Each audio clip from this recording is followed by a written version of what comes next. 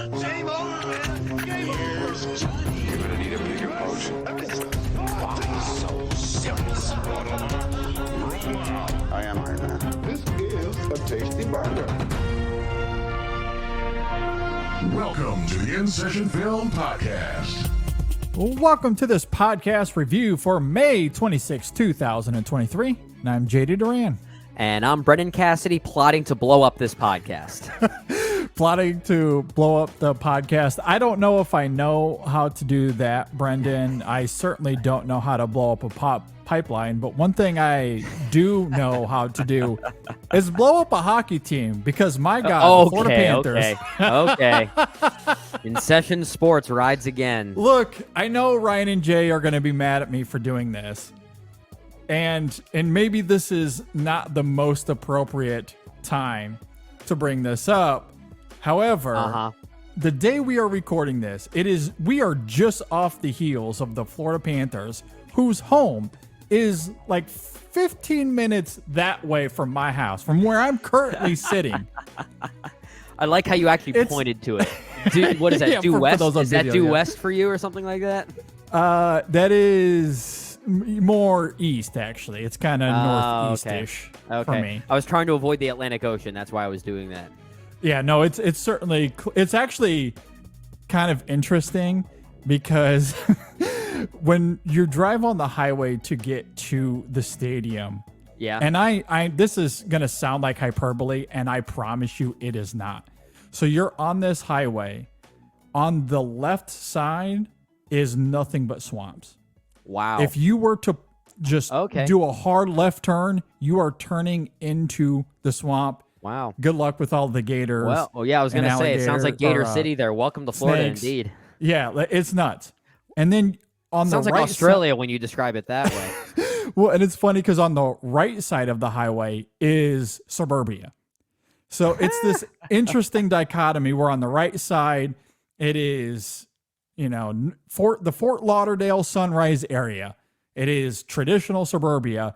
But on the other side of the highway, nothing but swampland for miles and miles as far as the eye can see. Don't you love when a town like that can have such like wild contradictions like that? I think I experienced that when I was living in Wisconsin for a while. I lived in Milwaukee, but of course I would have to go to a Packers game at least once. And if I'm not mistaken, Green Bay is it's the smallest town to host a professional sports team in the entire country or even in the entire world, if I'm not mistaken. Sure. So it's interesting that you've got Lambeau Field and then across the street are a bunch of duplexes.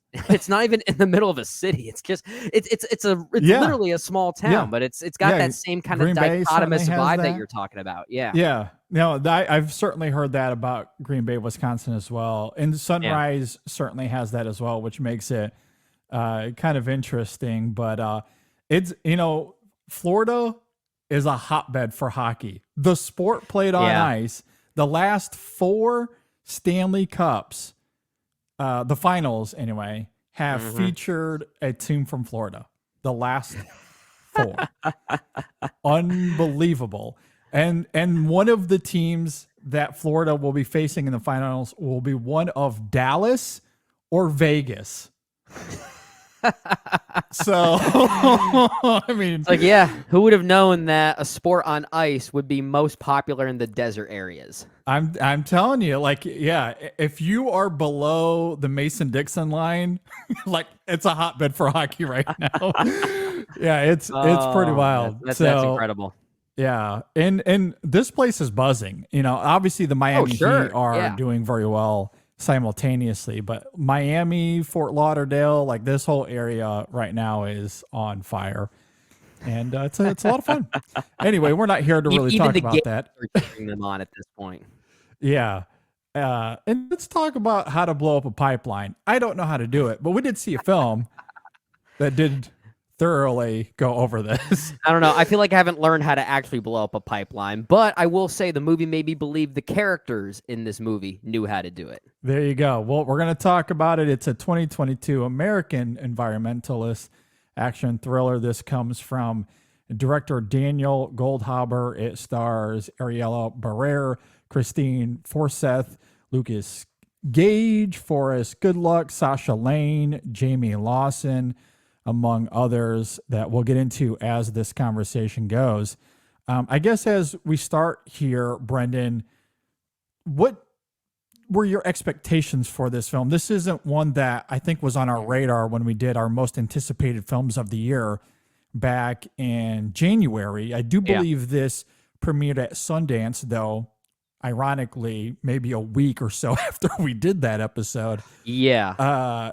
What were your expectations going into this, and what did you think of the film?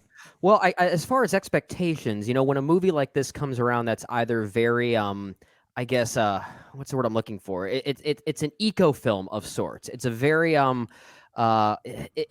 it's a very activist driven film, right? Yeah. And movies like this, I feel like, can really fall apart at the seams pretty quickly if they go a certain route. Sure. And I guess what I was most afraid of was that the movie wouldn't come off as a propaganda piece. That's just honestly a little less interesting for me. I would have preferred to see something that was really just an efficient thriller on its own terms, but was more willing to strike a conversation on the differences between activism and terrorism, which is something that this movie does directly address. There are at least a few scenes between many of these characters where they have different outlooks. Their motives are more or less the same, but as far as their end goals, there are some minor disagreements between them, which is why I did think the film overall is fairly refreshing in what it's trying to do. I do think, as far as how it's trying to blur that line between activism and just full violence for the sake of it, there is a bit of a debate to be had here. And I do think the movie is more willing to allow us as audiences to partake in a conversation and maybe not even agree with what we're seeing on screen. I've seen a few critics have different interpretations of the film, maybe seeing it as kind of a positive outlook on the impact that this kind of activism can actually have to provoke change. And then I've seen other sides of that spectrum that say what we're seeing is actually kind of a dangerous thing. And maybe there isn't a right or wrong answer here. And maybe the film does take a slight easy route towards the end.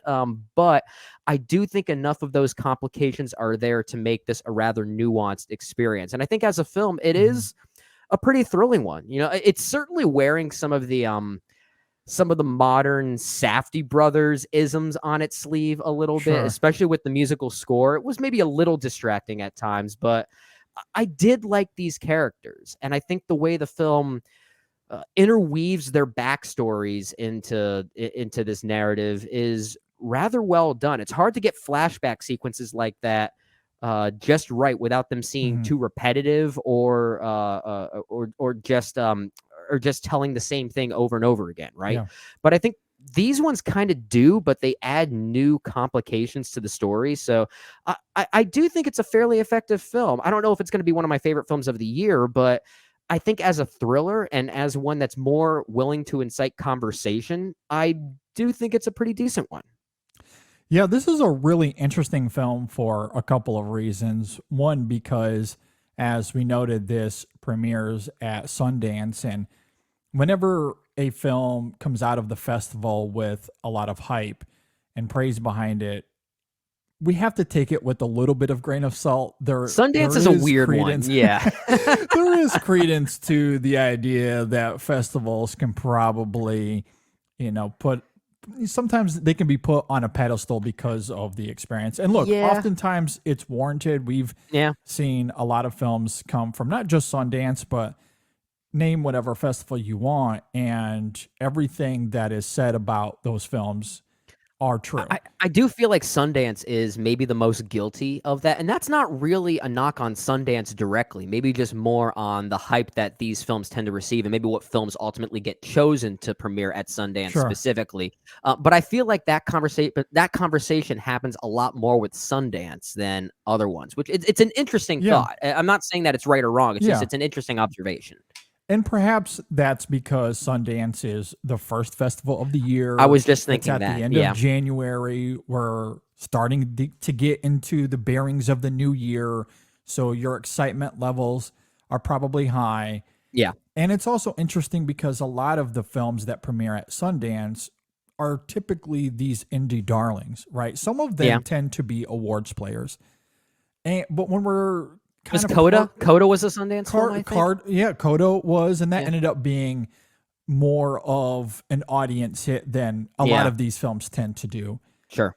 But this is one of those movies that I find really fascinating because it has the hype behind it, which, you know, going into the year, I didn't really know too much about this film, but coming out of Sundance, it's a notable film. It's one that you put on your list, and then you go to watch it, and it very distinctly taps into Ocean's 11 cinematically, given its precise storytelling and editing and urgency. This very much plays out like a heist movie. Oh, it absolutely is a heist movie. Yeah, for sure. But simultaneously, it's documentary-like in its commentary and messaging. If you were to tell me that this was the reenactment footage for a documentary about the oil crisis in America, I would almost believe you. And I say that as a good thing.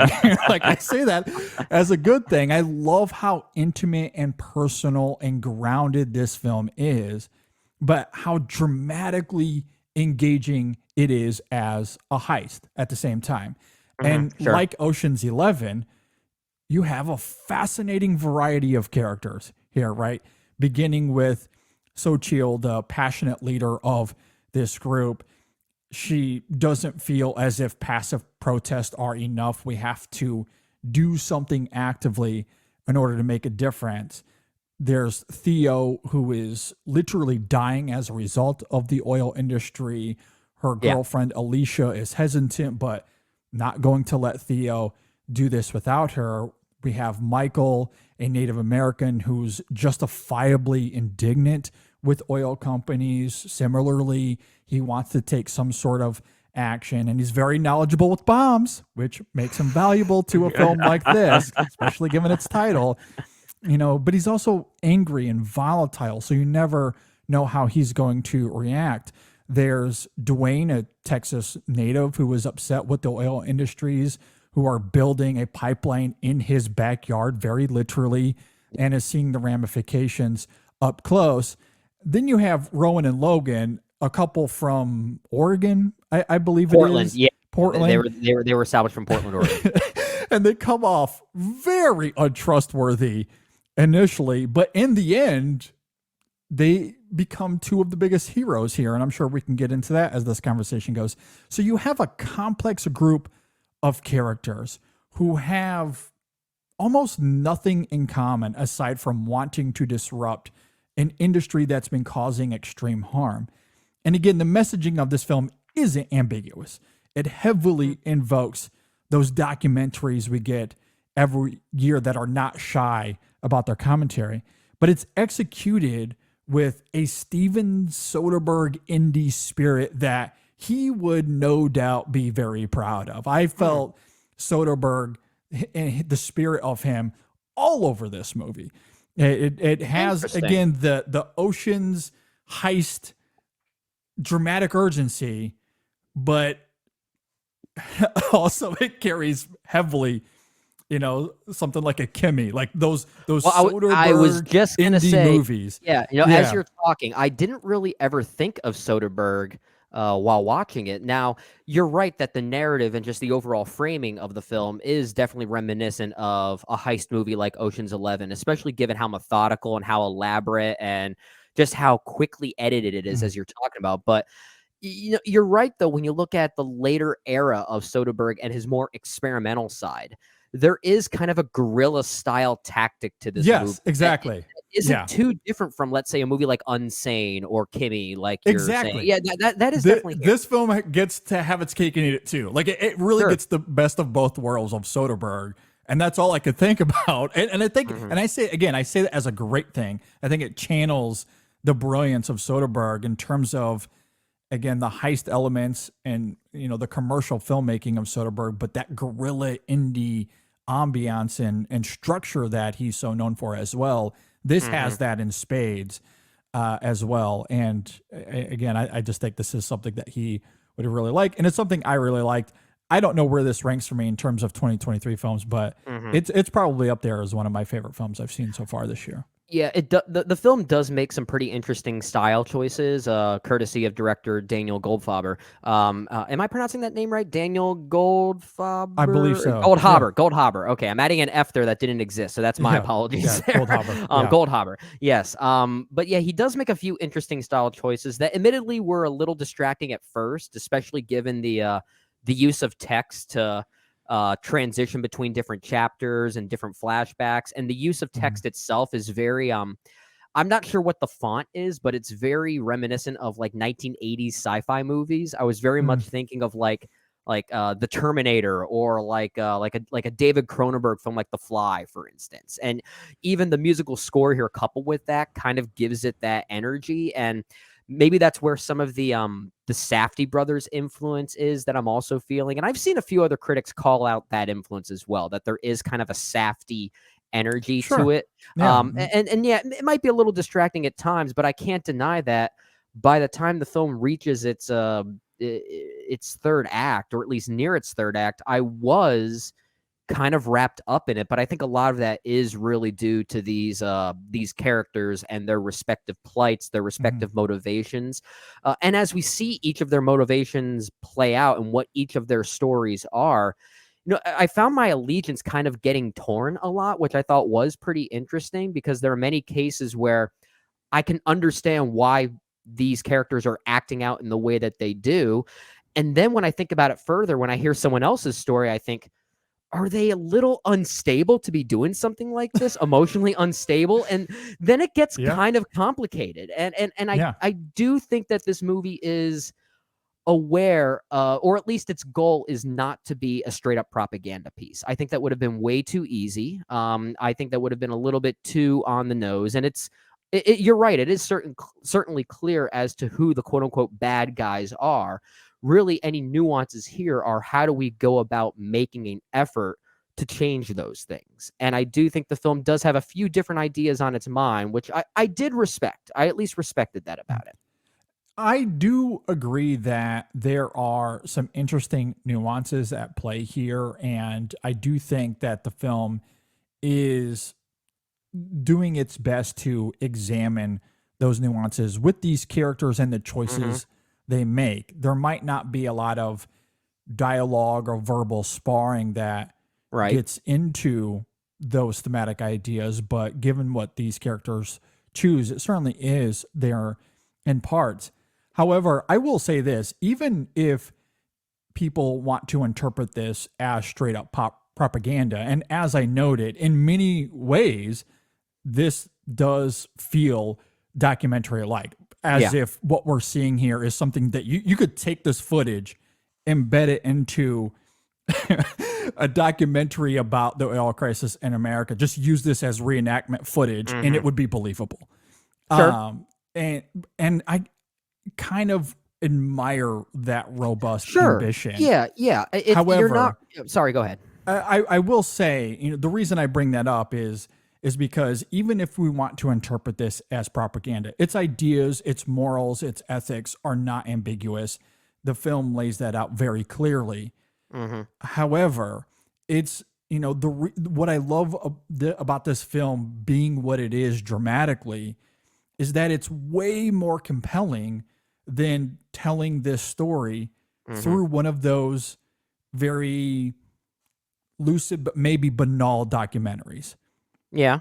So you're taking a topic that you feel very strongly about, and instead of it being this, this flaccid exercise that gets thrown onto Netflix and maybe it goes viral, maybe people talk about it, who knows? You do something much more dramatically captivating.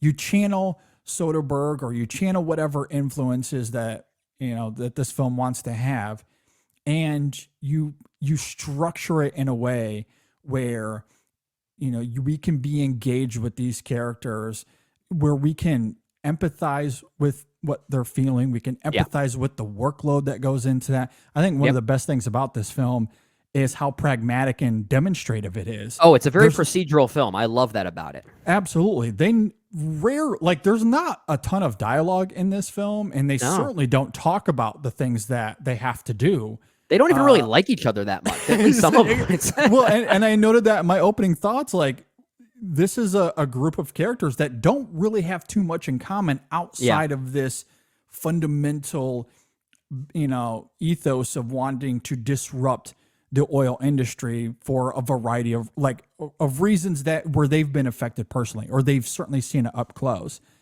That's really the only thing that is tethering these characters together.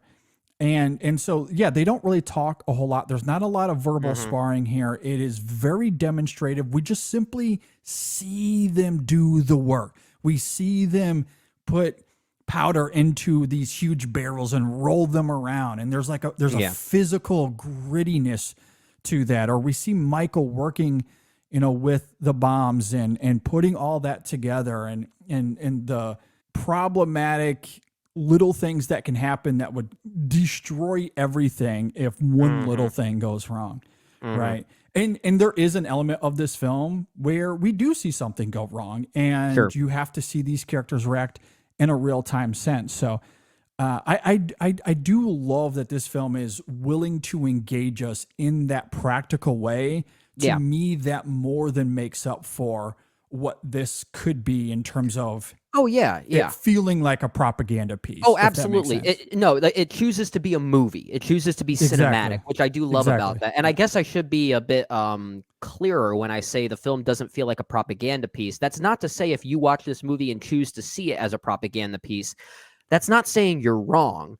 But I don't think the movie is trying to tell every single person to agree that it is a propaganda piece and we have to blow shit up to make change. I don't think it's that simple, is basically what I'm trying to say, that not everyone is going to come out with that same mentality from the movie. And I don't think the movie is trying to get everyone to think the exact same way. So because of that, I wouldn't call it a propaganda piece, because it is inviting potential disagreements. And a lot of that is because of how these characters interact with each other, or how they don't interact with each other, and the fact that they all come from different backgrounds and different experiences. The fact that you have a character like Dwayne here, played by Jake Weary, is a great choice to help counterbalance that too. Just the simplicity of his story and the fact that he is a local in all of this. So I think that helps give it a new perspective as well. So the movie does make a lot of choices narratively and emotionally to really differ itself from other movies like this, especially documentaries like you're talking about, some of those more banal documentaries. This is not an inconvenient truth. This is not something like that, which of course a somewhat, a related topic in its own, part of the business side of things, but it that has its own agenda on its mind. This is more willing to be a little bit more bold in its storytelling. I agree. This is anything but those very simple agenda-driven docs that, again, you'll find on Netflix, all the time. And while, it certainly has its convictions similarly to those documentaries, but this film is making more bold choices. And at the very least, again, it's doing something cinematically to engage us in a very different way than those documentaries would. Yeah. And it's also interesting to me because you're talking about how this film isn't necessarily invoking people to go out and regurgitate the events of this film. Yes and no. It's kind of some people might, and that's kind of the interesting thing about the film, right? Is that people are going to have different motivations, I guess, sparked because of this movie. Well, I wanted to bring that up to circle to the end of the film, because I think what's interesting about the ending of this film is that it's actually very ambiguous. I think the film makes some really great choices in terms of the ramifications of the actions of this group, in the sense that, I guess I don't want to give too much away, but I don't know what spoilers there is given the title of this film.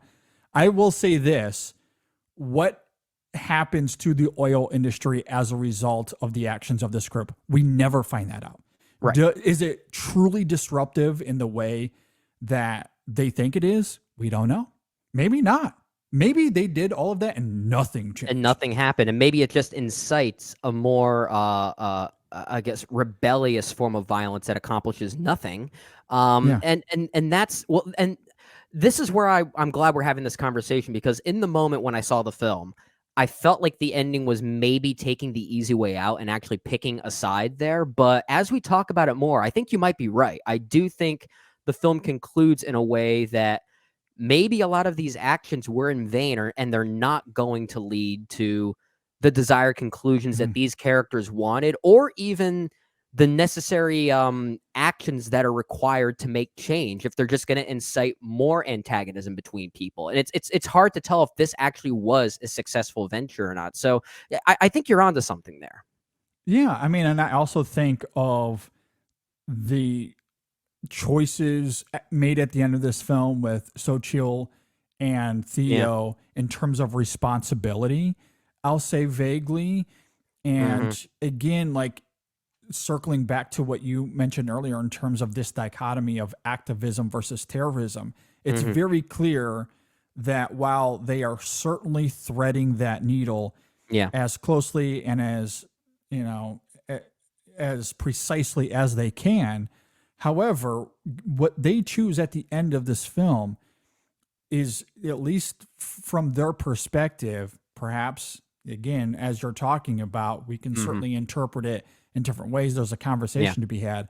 But Yeah. from their perspective, this has nothing to do with terrorism and wanting to hurt people. The Hmm. group creates this plan that is very purposefully it is meant to hurt the oil industry. They make Right. sure that no one is hurt in terms of civilian casualties Yep. anyway.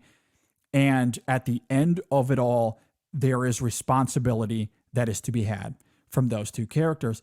And then you think about even like what we see with Dwayne at the end, or I'm trying to think of the character there that is it, it's not Michael, Dwayne maybe? No, Dwayne is, or Dwayne was Sean. Jake Weary. Sean, yeah, played by Sean, Marcus yeah, when Schriebner. he's on this college campus, he sees, this cop car in the distance, and, he's a little uncertain. Like, this film ends in an ambiguous way where we don't really know what the future it holds for these characters. It might Hmm. not be the bright future that they think they are invoking by taking Yeah. these actions. It could be way more gray than that, or it might be more bleak than that. The film doesn't really answer those questions. And I think that is done, that's a very purposeful choice Yeah. to, I think, circle back to that idea that you mentioned earlier of, Hmm. people taking these actions. It might not end the way that you think they will. It Yeah. might, who knows, because we don't know. But because we don't know, I think that in and of itself, I think, would stifle that idea of this being propaganda or Yeah. encouraging people to do this. Like, that Exactly. ambiguity is that stop sign. I agree with that. I think that's a really great point, which is why, as we're talking here, I was a little unsure about the ending, but now I'm certainly coming around to it because of what you're talking about there and what the film does seem to be evoking. It doesn't even seem to suggest that the actions carried out by these characters are going to provoke other people to be inspired in the right or even wrong ways. This could lead to Mhm. even more problems. Who knows? Like, I'm not Yeah, saying it. We don't really know. In we fact, don't know. in many ways, the way that the film ends, you can almost suggest they, morally, ethically kind of end where they begin in some ways. At least where the state of the world, I mean, maybe not the physical state of the world, because maybe this did lead to some physical ramifications with regard to the oil industry. But again, to Mhm. your point, we don't really know. This could have been a minor speed bump in the overarching oil industry. This is a huge industry we're talking Yeah, about that owns so much other than just this one pipeline in Texas. So, yeah. who knows if this would have really activated as Mhm. much change as they needed? And you're right, this could have been all in vain. I mean, That is it worth doing this for whatever gain you have? And Mhm. it might not be anything at all. Is it worth going through this that for the rest of your life you're always having to look over your shoulder That's a to great point. Or thinking of it this way, you might inspire other people to carry out some of the same things that you're doing, but what if some other people take advantage of that freedom and do it wrongly and actually choose to hurt people? You know, it really this movie's actually more interesting than I'm giving it credit for now. I'm liking it more as this conversation's going because I do think it is trying to provoke this type of conversation from audience. I agree. And on the flip side of that coin, maybe the answer for these characters is yes, because at times we do see their conviction. They are in this group for a reason. They have these convictions for a reason, and I do think the film does a great job of giving us the backstories of these characters to help us understand their motivations without interrupting and disrupting the pacing and rhythm of this film. And by giving us the little bit that we need to know about these characters, it does give credence to the idea that maybe the answer to those questions for them is unequivocally yes. Whatever little we can do to sabotage the oil industry that is doing so much harm, even if it's just a pinprick, it's worth it. And that gives them some sort of internal satisfaction that they can justify to themselves. Yeah.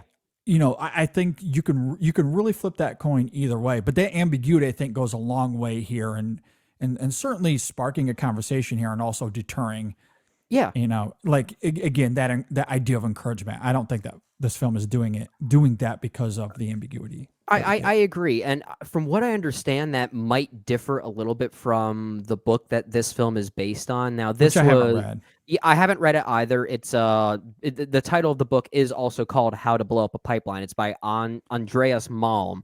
And apparently it is a work of nonfiction that was trying to use a history of social justice movements to argue that property destruction should be considered a valid tactic in the pursuit of environmental justice. And I'm reading this off of the trivia page for IMDb. And, you know, that is a potential idea that this movie could be provoking in people, could be inspiring in people, but it's not the only idea. And that's where I think the film is more complicated. Otherwise, it would just be a lecture, you know, and that's what, and that, I'm glad we didn't get a lecture out of this. We got a movie. I agree. And I think when you take a step back and you look at that more broadly, this is quintessentially what I love about art, because perhaps more than anything else, and again, for all the reasons we just talked about in the last 10 to 15 minutes, I don't think this film is trying to encourage people to do this. But if anything, and it doesn't necessarily have to be the oil crisis, this idea, it certainly weaves itself into many, many different issues that our society has to deal with on a daily basis. But what's so great about art is that it can work as a coping mechanism. Perhaps more than anything else, this is a story that, as an artist or even as someone that just partakes in art, that views art, you can have this experience and feel that same conviction, and this becomes your punching bag of sorts. Yeah. This becomes a way for you to cope. You know, that idea of we're not going to go out and actually destroy property or actually hurt other people. Yeah. You know, like there's certainly obviously a vivid distinction between fantasy and reality. Oh, for and sure. Perhaps this is simply a coping mechanism. We write something that I would love to do. I would love to do this. I also don't have the courage to do it. That might make it a bit selfish, but again, sometimes we have to act selfishly in order to make that, you know, make those emotional changes that we need to. Absolutely. And there's certainly a lot of art, and sometimes it's not quite as extreme as this, but art works as that coping mechanism for us to feel what others are feeling, to help us grapple with the indignities that, you know, many of us experience. And I can certainly, like, I don't have any sort of close ties to that particular industry, and I've never seen the ramifications up close, but I can imagine others that have seen those ramifications, that have felt those ramifications, that, they don't have necessarily the conviction to go out and do something, but they watch this film and they feel what these characters are feeling, and it makes them feel better. Yeah. And that is, to me, the beauty of art. And maybe that's what this film is more than anything else, is it's a comfort blanket that allows them to tap into those feelings, and they're expressed through this film, and it becomes a cathartic thing for them. It's a way for us to listen to that perspective. We always talk about that open-mindedness, listen to perspective, because it might not be your own and you might learn something. You might never agree with that perspective, but at least you learn a new perspective and a different way of life that other people are dealing with that you may never even thought of. And I think doing it in this way, it allows us to sort of think of it from what it would be like in their shoes. So I guess the moral of this whole thing, JD, movies are good. Movies are good. Like conversation. Yeah, absolutely. And I think what's interesting about that idea of perspective as it relates to our central group here, and this ties to what we were saying earlier in terms of the nucleus that holds them together, these characters would probably never hang out outside of this one circumstance. Well, I mean, maybe not. I think some of them would, but I mean, yeah, they certainly come from. I mean, if this were a high school movie, this is definitely a Breakfast Club kind of very of much. dynamic. It is yeah. very Breakfast Clubby. Yeah, a great they are comparison. all from different cliques. Absolutely. Aside from like Xochitl and Theo are good friends. There's an interesting scene earlier in the film when they're at Xochitl's mother's funeral, and Theo has a simple line, simply letting us as the audience know just how close these two characters are, where she says, your mom was a mom to me too.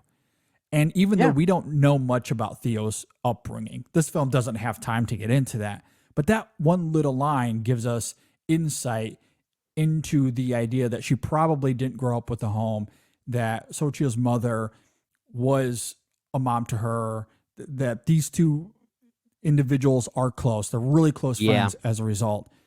And so, they've been together. And then when Alicia comes into the picture, that certainly adds to that trio as well. But aside from that, like, I mean, these are, these people have their little cliques, and they don't really, there's no cohesive gel that's keeping them together aside from their conviction of this one manner. And I just find it real interesting to see how the film kind of funnels the idea of perspective that you're talking about.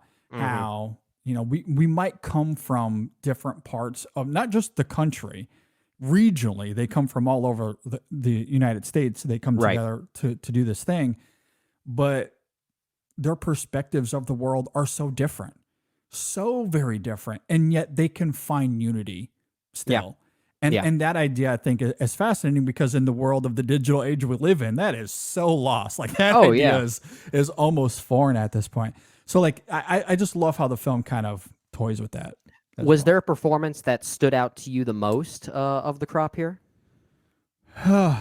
Well, I mean, Ariella Barrera gives the most emotionally forward performance here. Yeah, she's kind of, if any one of them is the lead, it's most likely her. I'd say. For sure. Yeah, for sure. And she wears her emotions on her sleeves the most throughout this film. And she becomes the de facto leader of the group in some ways. I will say, I really love Forrest Goodluck as Michael.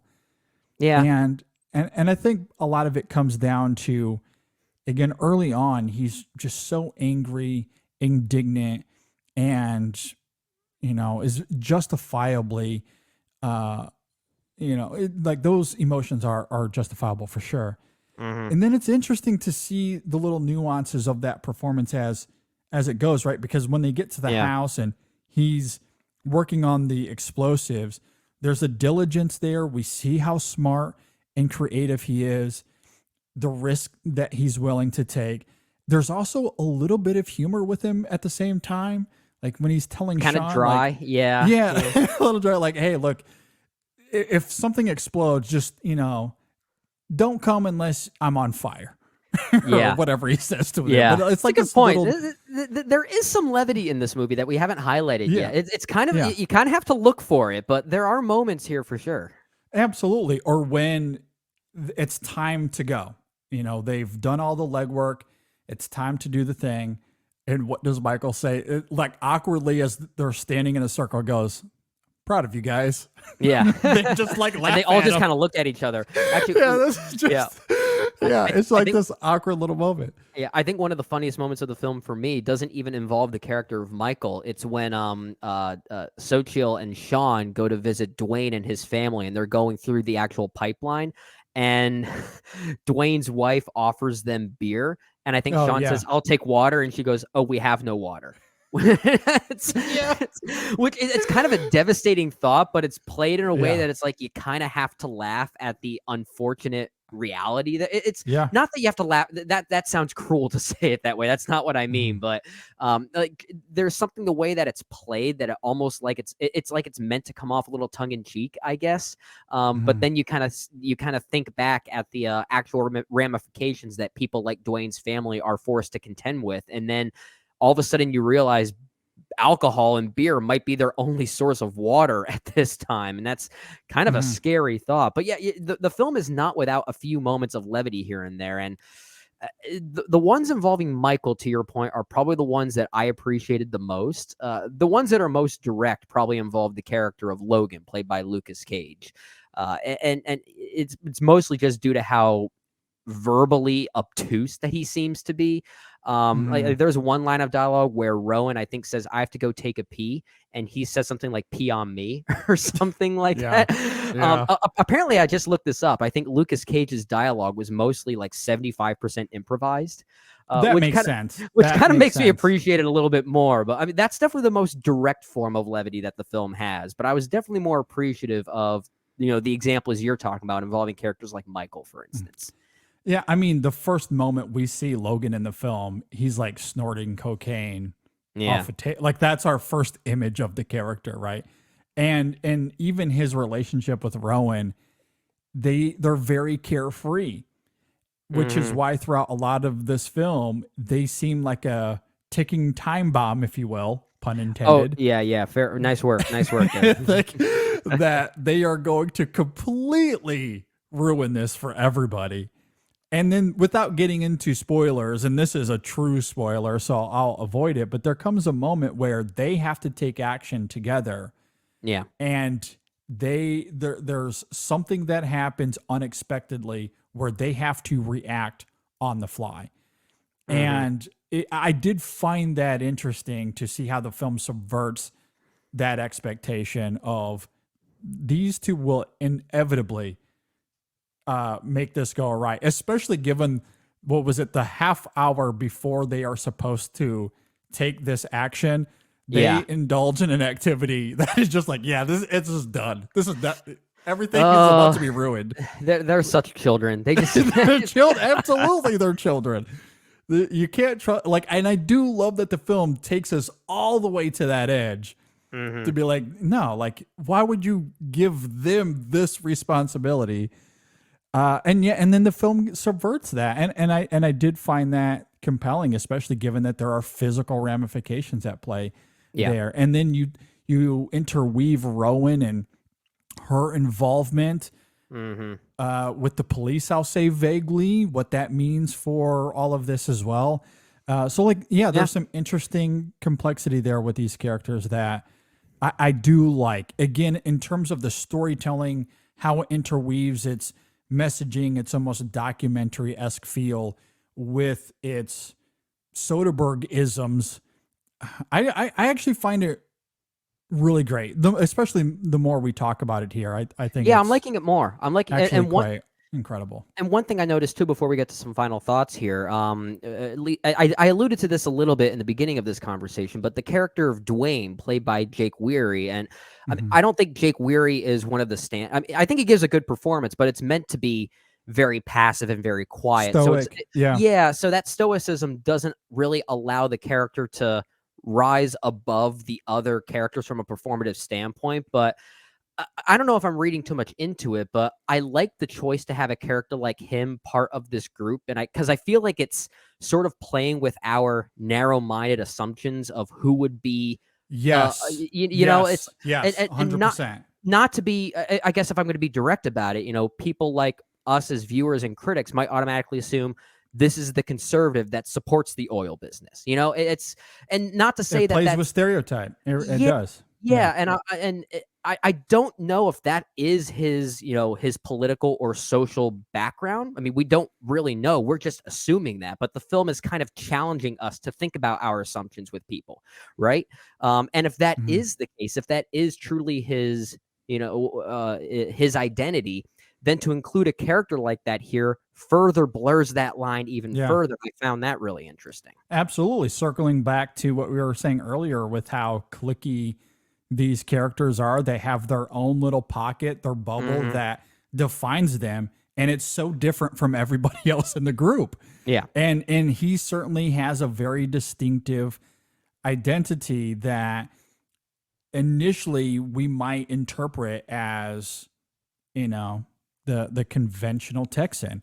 Yeah. But given what he's experienced and what he conveys to the audience and to Hmm. these other characters, Yeah. he certainly does refute that a little bit. And it is Yeah. interesting to see how that, gives him a pathway to that nucleus that we talked about earlier. I Yeah. will say this as well, because you were talking about how Jake Weary's performance, he's not given as much to do as some of the others. I will say this, one of my favorite moments of the film cinematically, and this is a combination of Weary's performance, but also Goldhaber's direction, because we get to the moment where the how to blow up a pipeline, it starts to crystallize. You talking about the scenes There's at the bar? yeah, so like there's a Yeah. moment where we hear something in the distance. Hmm. Well, actually, Goldhaber shows us this action visually, Yeah. but there's a cut to Dwayne in the bar. We hear it in the distance, and then Yep. we get an edit to a close up of him where his eyes just ever so slowly roll to the right.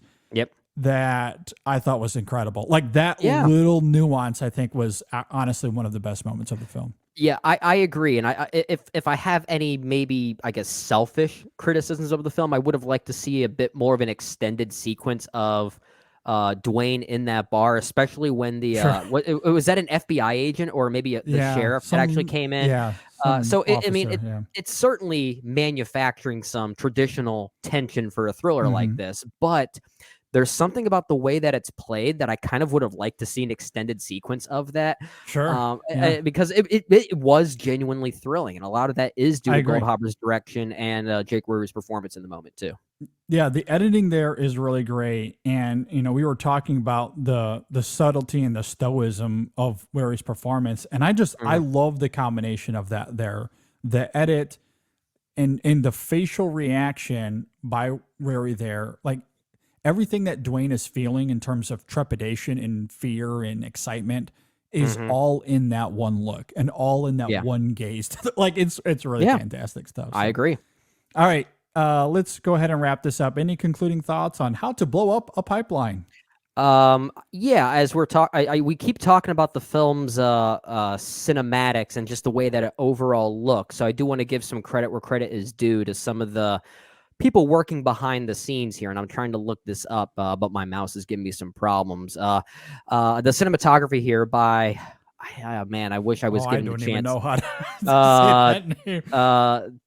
Talal de Castro, I guess that it is. I'm not really sure, but I thought the movie is definitely Yeah, documentary-esque in that way, it's and I well thought shot. Yeah. it's very well shot. The music by Gavin Breivik, again, Hmm. definitely has some of those obvious influences, whether it be from the 1980s or maybe what we've seen in, like a Safdie brothers ish kind of movie now. Like it Hmm. definitely reminded me of something like Good Time, less so Uncut Gems, but more something like Good Time. Yeah. And there are other movies that are doing some similar things, so it may not be all that revolutionary in what it's doing as a thriller, but I think by the second act of the film, I was starting to get on its aesthetic wavelength. Yeah, sure. And then it starts to work. Really it's the character work in these performances that carry it. And maybe I would have liked a little bit more if there were a few moments of silence where the background was less driven by musical score and then really amped up when it needed to. But when it gets to that point, it doesn't really matter as much anymore. Yeah. I do think it is an effective film, and I like that it doesn't feel like a lecture, like we're saying.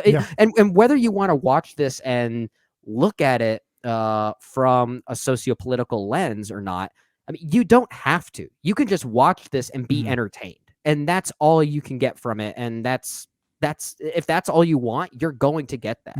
And I do think the film does function well enough on its own terms that if you're just looking for a thriller, that's what you'll get. And you don't have to dive further into it. But for those who do want to dive further and have a conversation, I'm glad that the film is asking us to do so. Absolutely. And if the film is functioning as a lecture, and I do think that in some ways, if I was going to refute you a little bit there, Brendan, the idea that you can simply watch this as a work of entertainment, as a thriller, it is really hard to ignore the convictions of this film in terms of... It is. It's just the superficial elements of how it feels like a film. It's all there. It's all there to keep you engaged. For sure. And that's the point that I was wanting to regurgitate once again, that even if it's a lecture, and you will certainly feel and understand the convictions of this film. Yeah. It's at least done in an incredibly entertaining way. It is very, very well done. It is captivating from beginning to end.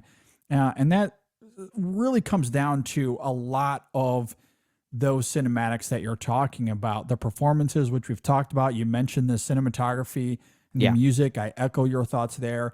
I've mentioned the editing a couple of times, so shout out to Daniel Goldhaber, the editor of this film, and the direction by Goldhaber, which we've talked about a little bit here as well. Like, all of it comes together really cohesively, and as a result, yes, it's a really entertaining, engaging heist movie, but done in a Soderbergh-esque way, in terms of its kind of indie spirit, but also channeling the tone of a Safdie's brothers film. Like, it's kind of all of that meshed together, and it's really good. It's certainly a film that I highly recommend, and I believe it is available to at least rent on Amazon. I'm not sure if it's actually streaming anywhere. Yeah, I don't think it is. I believe you can rent on Amazon and iTunes at this point now. Okay. I'm not sure where else, though. Yeah, so definitely check it out when it does become available. I'm sure eventually it'll find its way to a Netflix, or... I could see this falling on Hulu or Netflix or Hulu, any one of those, Yeah, I believe Neon is distributing this, so whatever they end up choosing, I'm sure you'll be able to find it. And... I feel like a lot of Neon properties end up on Hulu at some point. I would not be surprised if that ends up being the case here. At any rate, definitely encourage people to go and check it out. It is, at this point, it's still early, but up there is one of my favorite films I've seen so far this year. Okay. Really did like it. It's a good movie. All right, Brendan, any final thoughts on anything before we get out of here? Well, I'm just glad we didn't blow up. We're just glad we didn't blow up the podcast. We didn't blow it up. Yet. Well... We have some upcoming content where something might blow up. So, I know that we've teased this already, but our next main show where we do our next power ranking of Disney movies, the Disney Renaissance era coming up here. I wonder if things will blow up there. That's where... it's interesting because, we've had conversations about this offline. Yeah. There will certainly be a few films that I think there'll at least be a consensus on. Now, where it all falls within the ranking, that could perhaps spark a little debate. I'm curious, though, if on the whole, there's more agreement than debate than what we had the first time around with the Gold and Silver Ages. I do think there'll be some arguing as far as, like, okay, what are we ranking, like, let's say, like, 1 through 4. Yeah, because I don't want to get ahead of ourselves, but yeah, there will definitely be some hairs being pulled when we get to those conversations, I think. Yeah. I think that's certainly so fair. So maybe the podcast will blow up then. But I'll just say this.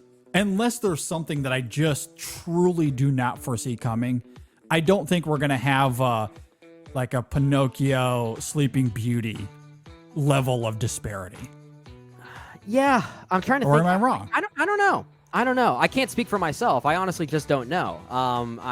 Because I'm trying to recall your thoughts on some of these films. I'm trying to recall Jay and Ryan's thoughts on some of these films, and I guess I'm trying to forecast instantly if there are any potentials that could lead to that kind of conversation. I just don't know.